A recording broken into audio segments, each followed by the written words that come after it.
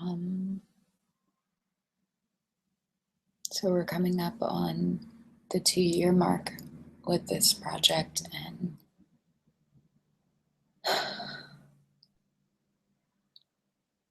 I think I'm just having a hard time lately with Dad being gone, and I don't know why I'm suffering so much from it.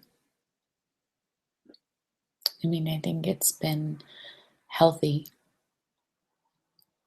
in the sense of I'm still maintaining everything that I need to do with work and home, parenting, and all of that. But it's just hard. I guess that's the curse of the artist. You know, we create with our writing and our paintbrushes and our cameras, and we do that to say the things that we can't say in words. And so it resonates with other people. I think that's why art is so important. But the shadow of that, I guess, is that we just feel everything so deeply. And it's the best and worst thing about us, I think.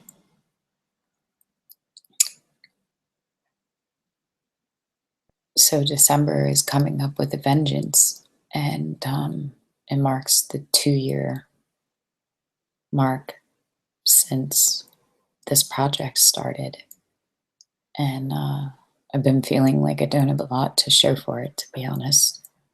You know, for someone that's used to shooting a series for a client and returning 20 to 30 images, to have less than 10 photos to show for 2 years of work is a little daunting.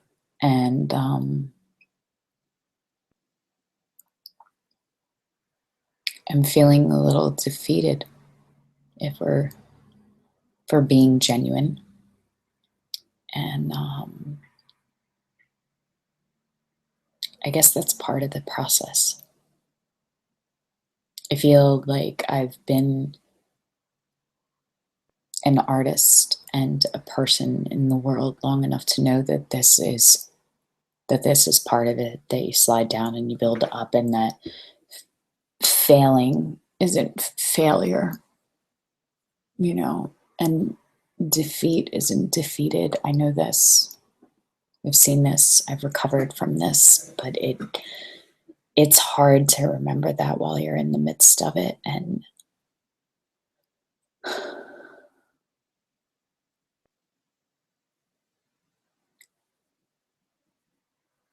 I guess this is just me saying the things out loud, you know, and I guess finding my voice that's still somewhere within that I can't hear right now in the midst of all this. And I think it'll be helpful and significant at the end of all of this to be able to look through and see where I was each time I was creating things in this whole series, and in my life and in my relationships and in my creativity and things that are going on. So I want to start doing this regularly. Um, if for nothing else, then it makes me feel less crazy than just talking to myself, um, for no purpose other than to talk to myself. At least I can say it's, you know, documentary purposes.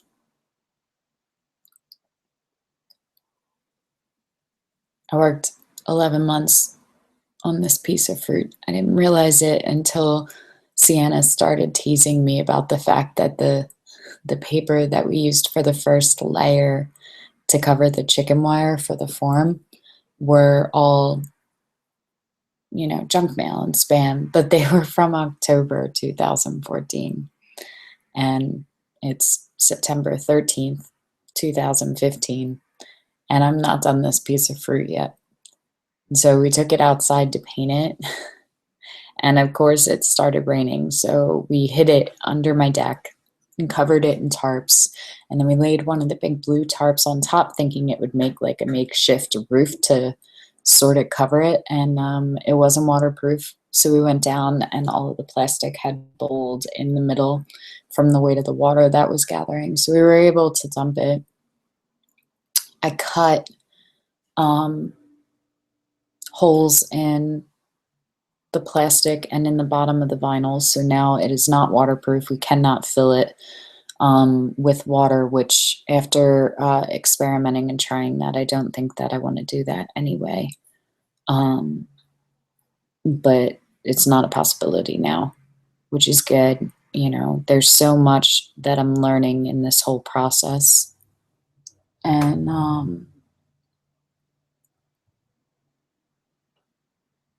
there's so many steps that I'm looking at, and so much time, hours and hours invested, and money on materials, that now I know that if I had to restart from scratch, that it would take me half the time, because I did a lot of stuff I didn't need to do. And that's part of the learning process. That's a lot of why I look at all the other things, and businesses and ventures and things that everyone would say that I failed at, that I say that I failed at, that I don't feel were failures, because I see myself pulling bits and pieces of what I learned in each of those journeys into this project now. So I guess knowledge is the trade-off for the things that we fail at, and they come into play and help us on the things that we're later successful with. At least I hope they do. But even still, even with all the time cut down, like the thought of having to redo this entire prop that took me a year to do just makes me want to cry. So much that I've been avoiding going out to look at it, because I'm terrified I'm going to go out and the whole thing's going to be in pieces. I've never created art this big before, and it's art within art, because they're props for the shoots to become a photograph, essentially. And this one's enormous. It's almost 8 feet across, and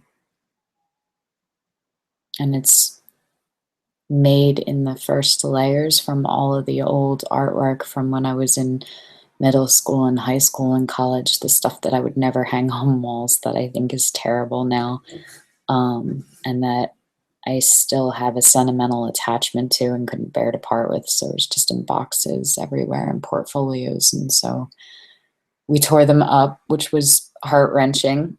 But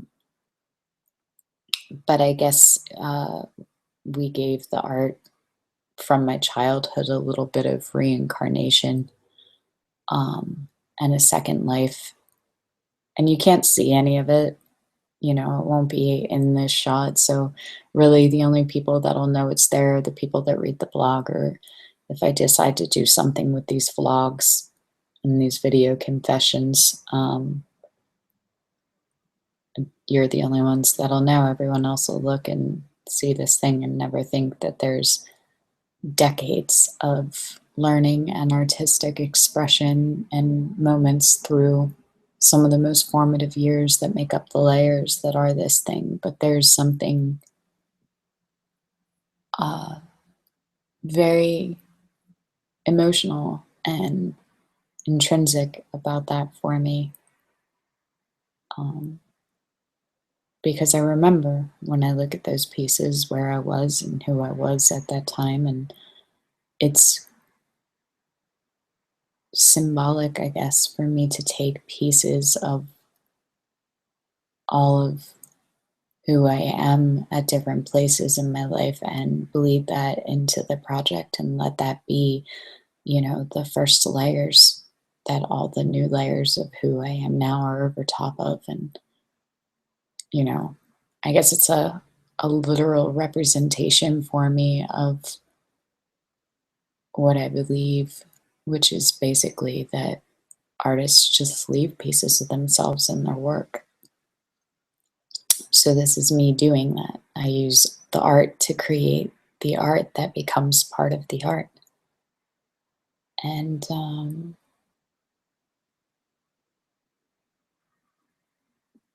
I keep hoping that if I keep putting that much of myself into this, that it'll become something worthy for myself, for the memory of Dad, for the memory of my grandfather and my Uncle Stan and Ashley, for my parents,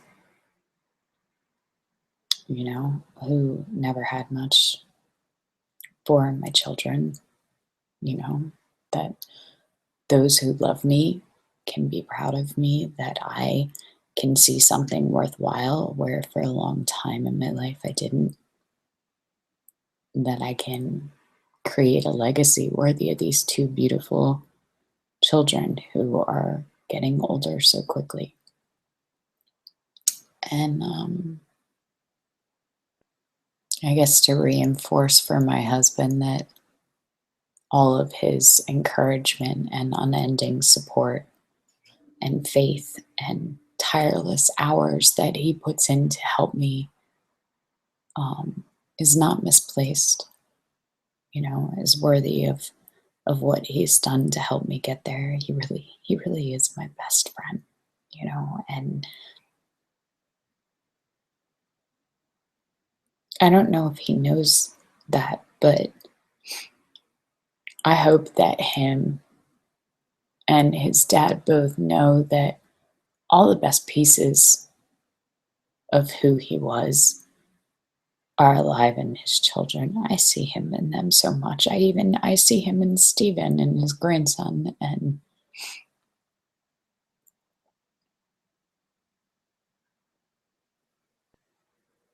I just miss him.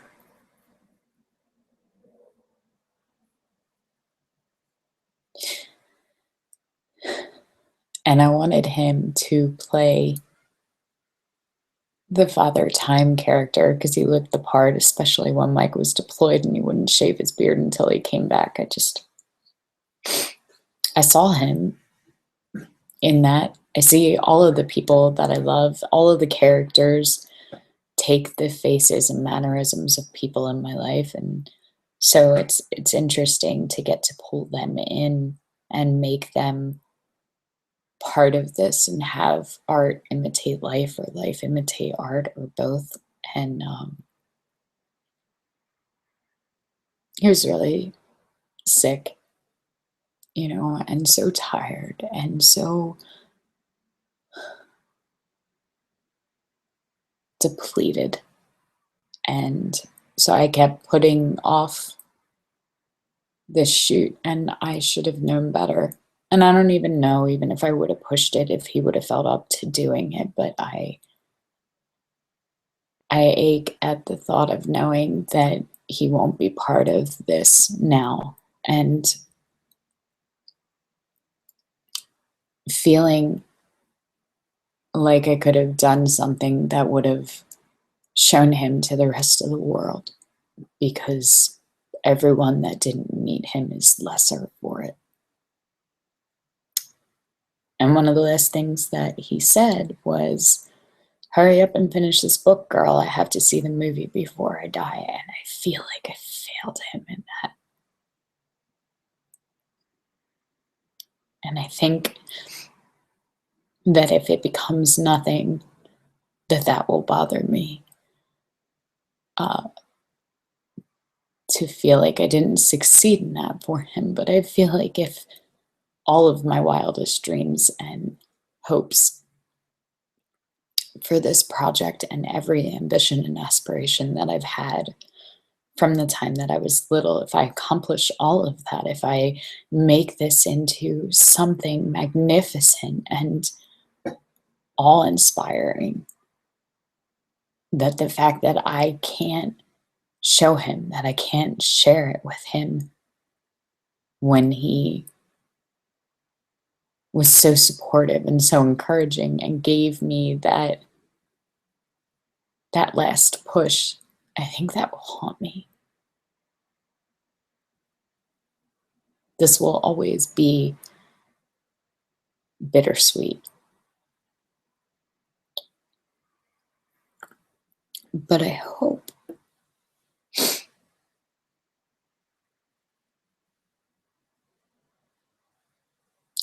that there is something after this. I hope that there is some part of us that exists beyond this brief time here, and that if it is, that it's conscious of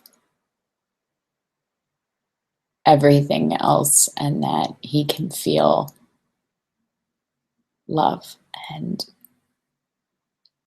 pride in knowing how grateful I was for everything that he did for me and who he was for me, because I wasn't one of his biological children, and he treated me like a daughter a long time before I married his son. And I was always really, really grateful for that.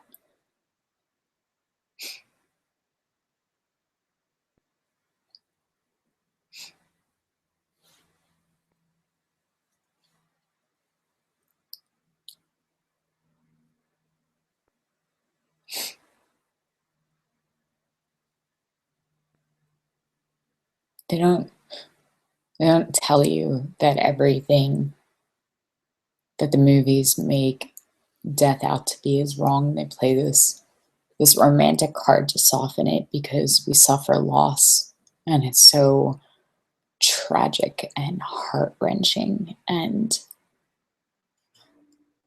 you know, they always give people that last look, that last touch, that moment of, you know, that moment of connectiveness before this eternal severing that we suffer the rest of our lives. And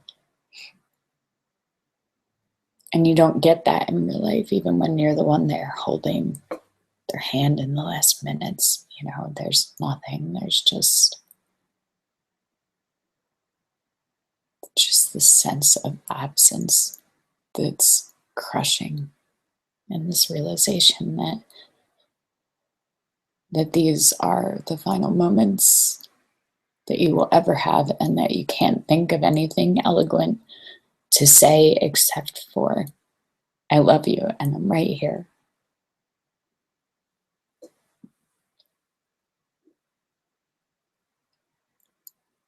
And I feel stupid repeating that over and over. But I think that those are the only thoughts that you think.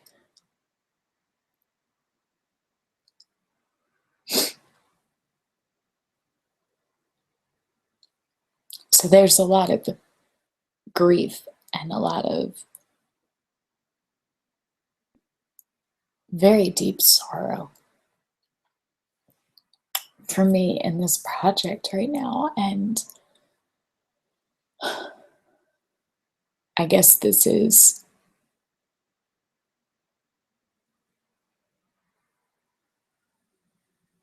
a final act of love to offer someone that I very deeply loved, and that I will feel the absence of every day.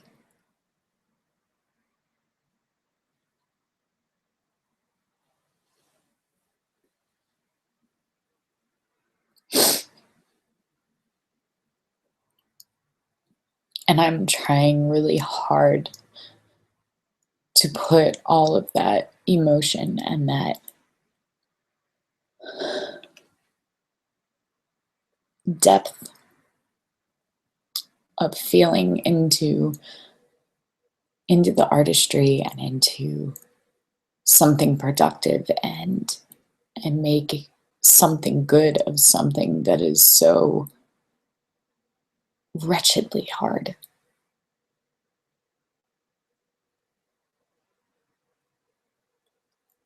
And I'm just having a hard time looking at the last 2 years and feeling like I'm making progress, and I'm just trying to tell myself over and over again that,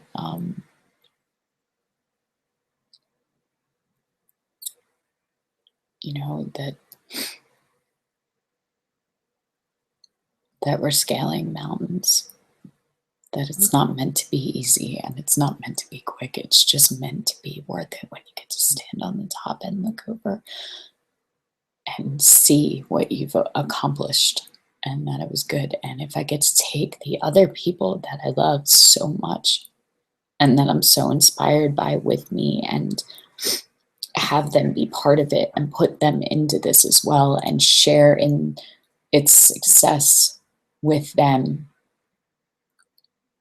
that will be an incredible gift for me in this life. And I think at its heart that that's what the Reliquarian's about.